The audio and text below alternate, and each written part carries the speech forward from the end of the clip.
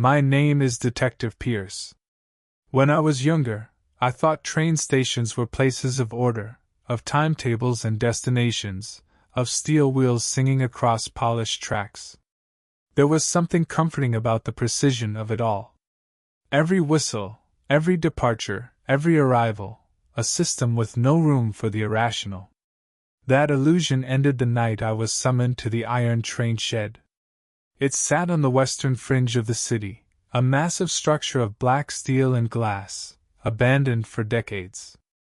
The city planners had built a newer station closer to the heart of downtown, and the old depot was left to rot. Its towering arches still loomed against the skyline like the ribcage of a long-dead beast, and the locals whispered about it.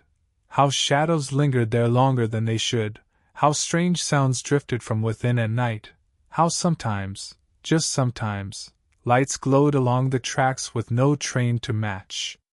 The call had come from the city's transit authority. A night watchman, stationed near the perimeter fence, had vanished without a trace. His flashlight was found lying in the weeds, still burning.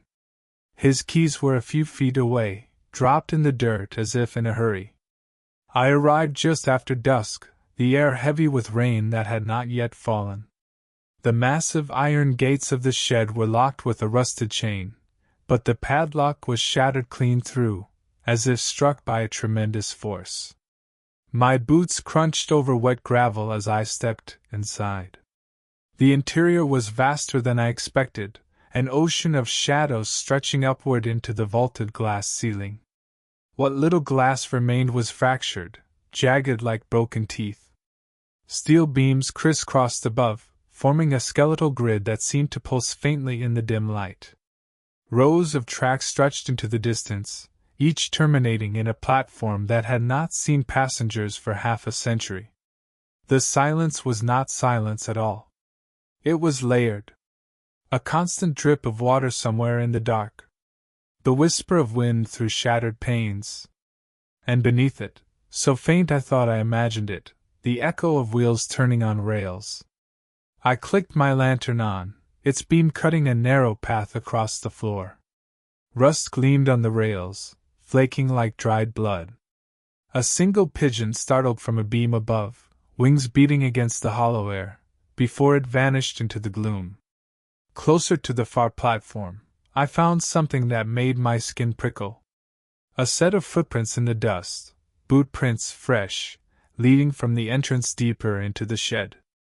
They were too sharp-edged, too recent to be remnants of the workers who had abandoned this place decades ago. They belonged either to the missing watchman, or to something else entirely. I followed them. The prints led me past rows of rusted benches and forgotten luggage carts.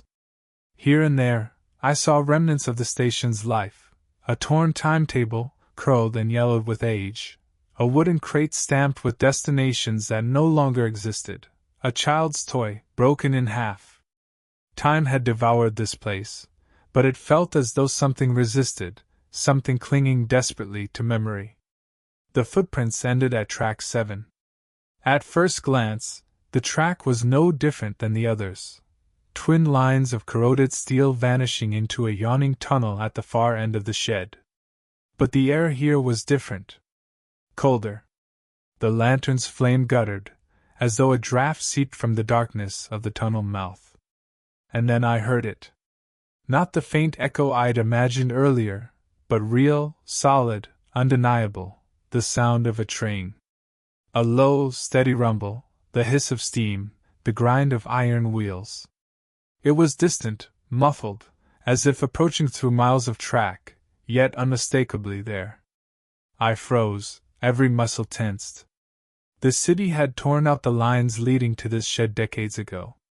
No train had run here since before I was born.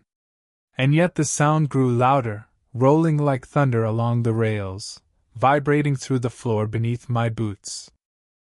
The tunnel mouth yawned black before me, a throat waiting to swallow. I raised the lantern higher, but its glow only pushed back the dark a few feet. And then I saw the lights. 2 pale orbs, distant at first, then swelling, brightening, twin beams cutting through the black. They swayed ever so slightly, as if mounted on a great iron beast charging forward. My breath caught. Every instinct screamed at me to move, but I could not. The air seemed to hold me, to glue me in place. The rails trembled beneath my feet, and the roar of the phantom engine filled the shed. And yet, there was no smoke, no steam, no smell of coal.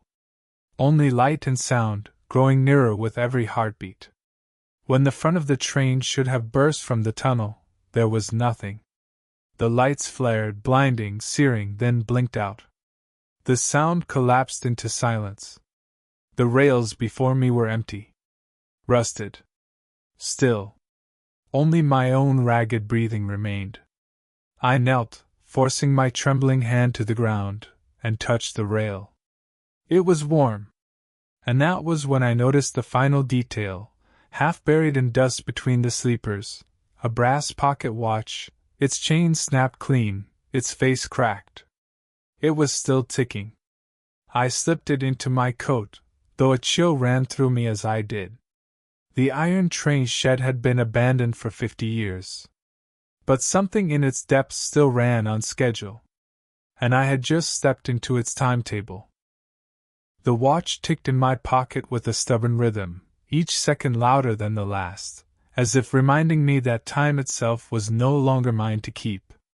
I stood there for a long moment on track 7, straining to hear any lingering echo of the phantom train. Nothing. The silence had returned, but it no longer felt empty. It felt watchful. I forced my boots to move, retracing the footprints I had followed in. They were sharper in the dust than before, as though freshly pressed, yet the watchman's boots couldn't have made them. They were longer, narrower, and the spacing was wrong. A gait too precise, too measured. Mechanical. I lifted my lantern higher. Beyond the tunnel mouth, the dark seemed alive, swirling, as though it had depth beyond the mere absence of light. Every detective's instinct screamed at me to stay out. And yet, duty, or curiosity, or something more primal, pushed me forward. The tunnel walls swallowed me. Old stone and riveted iron curved overhead, dripping with condensation. My lantern beam struck faded signage along the wall, Platform 7, through service. The paint had flaked to nothing, but the words remained just legible, a reminder of journeys that had once begun here. The further I walked, the clearer it became that the tunnel stretched longer than it should. By all city maps, it should have ended in a collapsed section no more than 50 yards in. Yet my boots kept crunching gravel, my light kept carving into deeper dark. And then I found the first trace of him. A torn piece of uniform fabric, snagged on a jagged bolt. The watchman's colors. I knelt to pick it up, damp, cold, but real. He had come this way. I pocketed the cloth and pressed on. The air grew thicker, harder to breathe, until each inhalation felt like dragging smoke into my lungs. My lantern began to sputter, its flame thinning, then surging back as if struggling against some unseen draft. That was when I noticed the sound again. Not the roar of a phantom engine this time, but softer. Fainter. The rhythmic tap, tap, tap of metal striking stone, echoing along the tunnel. I followed, boots crunching, pulse hammering. The tunnel opened suddenly into a vast chamber, a hidden turntable. Rusted rails crisscrossed the floor, designed to rotate entire locomotives. Above, iron scaffolding spiraled into shadow.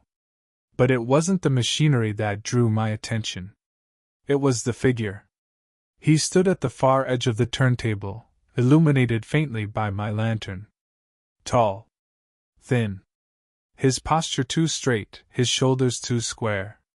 He wore what looked like an old conductor's uniform, the kind from the early days of steam, peaked cap, long coat with brass buttons. His face was obscured in shadow, but his hands, they were gloved in iron. The tapping sound came from the long steel rod he held, striking it rhythmically against the ground, in time with the ticking of the pocket watch in my coat. I froze, my breath clouding. "Where is he?" I managed to call out, my voice rough in the cavern. "The watchman. What did you do with him?" The figure tilted its head, bird-like, sharp. Then it turned, and though I could not see its eyes, I felt them on me. A voice answered, metallic, distorted, as though filtered through a speaker long corroded. "He boarded." The rod tapped once, twice, against the rail. On time. I felt the hair rise on the back of my neck. The watchman hadn't vanished. He had boarded. But boarded what? The figure raised its arm, pointing toward one of the side tracks leading deeper underground. The beam of my lantern followed, and there, impossibly, gleamed polished steel rails, untouched by rust, stretching into blackness that pulsed with faint, unnatural light. The air shifted. I heard again the distant rumble of wheels, the hiss of unseen steam. When I turned back, the figure was gone. No sound, no movement, only the faint echo of his tapping rod fading into silence. I was alone again. Alone, except for the ticking in my pocket. And then, for the first time, the watch stuttered. The second hand hesitated. And turned backward. Somewhere down the gleaming rails, the sound of a train's whistle rose, long, mournful, and not of this world. I tightened my grip on the lantern, its frame rattling faintly in my hand. The tapping grew clearer with each step, no longer a distant rhythm but something close, deliberate. My boots slowed, the gravel crunching like gunfire in the cavernous dark. And then the sound stopped. The silence that followed was suffocating, heavier than before. I held my breath, listening, straining for the faintest sign of movement. A drip of water from the ceiling hit the rail with a metallic plink. My heart thudded in reply. I forced myself forward. The tunnel bent slightly, revealing a corridor that split into two. One track veered left, eaten by rust and crumbled stone, while the other stretched right, impossibly clean. The rails gleamed, polished, as though a train had passed over them only moments before. I hesitated. The clean track exhaled a faint current of air, tinged with the scent of smoke and something acrid, like burning oil. I took the right. The walls changed as I walked. The stone gave way to iron plates riveted together, the seams weeping condensation. My lantern flame warped in the reflections, throwing shadows that seemed too tall, too sharp. There were words scratched into the iron in places, etched by hand or blade. At first they were random letters, nonsense. Then they formed fragments of sentences. All aboard. No way back. He walks in time. My pulse quickened. These weren't old scrawls. The cuts were fresh, the edges bright against the rust. And then, without warning, the rails below me began to hum. It was faint at first, a low vibration I felt through the soles of my boots. Then it swelled, thrumming like a heartbeat, rattling the lantern glass. A deep groan echoed through the tunnel, not the moan of settling iron, but the living sound of machinery awakening. I froze as light flickered ahead. Not the soft glow of lanterns, but the hard, white glare of electric lamps, flickering one by one into existence along the ceiling. They chased the darkness backward, revealing a vast underground station. My breath caught. The platform stretched impossibly far, vanishing into shadow. Benches lined the edge, warped and split, but they were occupied. Figures sat slumped along the wood. Dozens of them. Men and women in clothes from another era, bowler hats, long coats, crinolines, uniforms, their faces pale and still, eyes fixed forward as if waiting. None of them moved, not even to blink. A whistle shrieked. The sound sliced through me, tearing the breath from my chest. From the far end of the platform, smoke billowed, rolling toward me in thick waves. A light pierced the fog, swinging side to side, growing larger. A train was coming. But it made no sound of wheels on rails. No screech of metal, no rumble of weight. Only the hiss of escaping steam and the relentless ticking from my pocket watch, now perfectly in sync with the approaching light. The passengers did not stir. I stumbled backward, lantern shaking, eyes locked on the growing glow. Something within me screamed to run, but my legs felt rooted. And then I saw him. The watchman. He stood among the seated figures, uniform torn, face blank as stone. His cap sat crooked, his hands folded neatly in his lap. He stared straight ahead, unmoving, as though he had been there for decades. The train's light flared, and for an instant I thought I saw something behind it, not an engine, not steel and smoke, but a hollow frame of iron ribs, moving forward as though dragged by time itself. The whistle shrieked again, closer now, and the lantern guttered violently in my grip. The last thing I saw before the flame died was the watchman's head turning toward me, slow and deliberate, his eyes glinting with something that wasn't his own. The lantern's flame sputtered once more, struggling to hold against the strange current that swept through the tunnel. I shielded it with my hand, blinking into the smoky haze rolling across the underground platform. The whistle's echo still rang in my skull, though the approaching glow had stopped short, as if the train itself lingered just beyond sight. The passengers remained motionless. Dozens of faces staring forward, their clothes stiff with dust, their hands folded neatly in their laps. But something had changed. Their chests rose and fell, shallow, synchronized. They were breathing. The realization rooted me where I stood. I raised the lantern higher, sweeping its trembling light along the platform. Every figure inhaled and exhaled in perfect unison, their breaths a single drawn-out sigh that reverberated like wine through a broken pipe organ. And then the tapping began again. Not from the tunnel behind me, but from within the station itself. A sharp, deliberate clack of metal on stone, followed by another and another. It echoed down the iron ribs of the ceiling, scattering across the tracks. The seated passengers did not stir, yet the sound grew louder, closer. I backed toward the wall, every muscle taut. The fog shifted, revealing the source. He stepped into view between two pillars.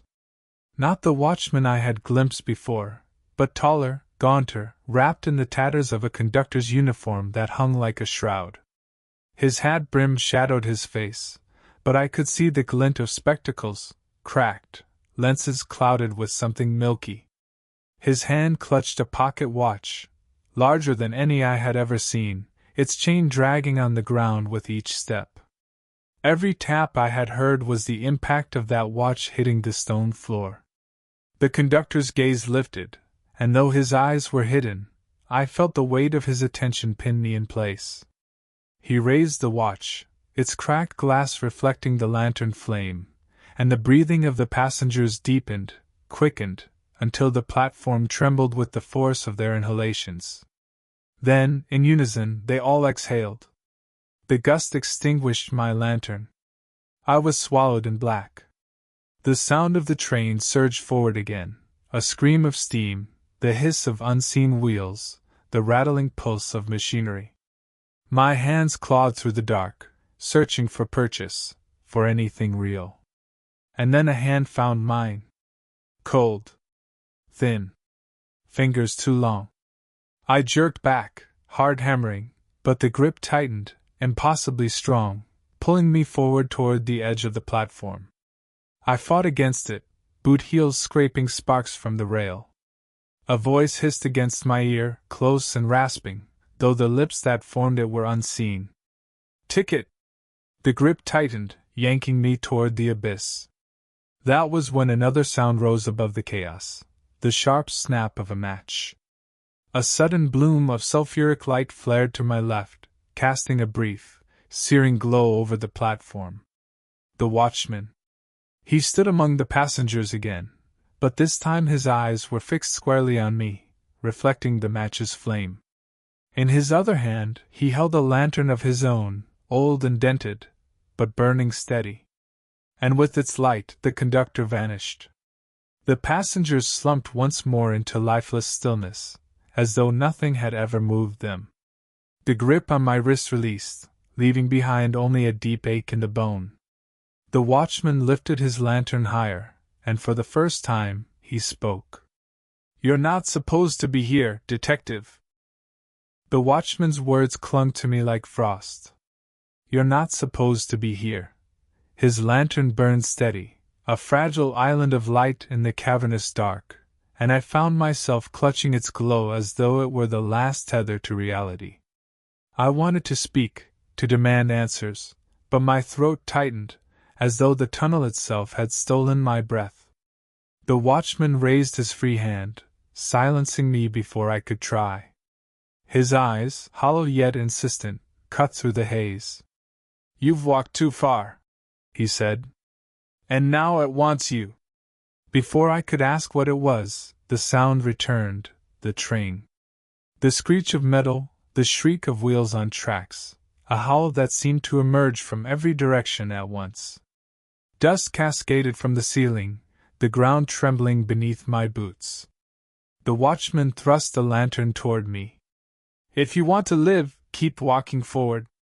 Don't look at it. Don't answer when it calls." And then he was gone. The platform stretched out before me again, but changed, warped by shadows and smoke. The passengers were gone from the benches, their forms replaced by empty coats and brittle shoes. On the far end, a station clock stood crooked, its face cracked, yet its hands spun wildly, faster and faster until they blurred into a wheel of brass. The whistle tore through me. The train emerged. Iron and smoke, impossibly long, its carriages folding into the dark as though there were no end. The headlamp blazed like an angry star, casting the tunnel in blistering light. I shielded my eyes, but still I saw them, faces pressed against the windows. Dozens. Hundreds. Silent, pale, all watching. The train slowed, screeching to a stop before me. Its doors opened in unison, the hiss of steam like 1,000 serpents exhaling. Inside, the conductor waited. His uniform was whole now, immaculate, his spectacles gleaming. The great pocket watch dangled from his hand, ticking in steady rhythm. He raised it, and the air thickened, heavy as molasses, pulling at my limbs. "Detective Pierce," he said, his voice a low grind of metal. "Your time has come." The weight of his words pressed down on me. I stumbled forward, unwilling, my boots dragging toward the open carriage. My hand burned where the long fingers had gripped me earlier, as though branded. I fought against it, teeth clenched, forcing my body to stop. My eyes darted around the platform, desperate for escape. That was when I saw the scratchings on the iron wall again, the words I had glimpsed earlier but never finished reading. They stretched across the panels, desperate, carved deep. "Do not step inside." The whistle screamed once more, nearly driving me to my knees. The conductor extended his hand, waiting, patient.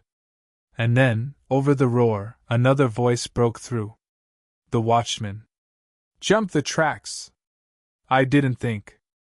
I threw myself sideways, lantern clutched tight, as the train doors slammed shut.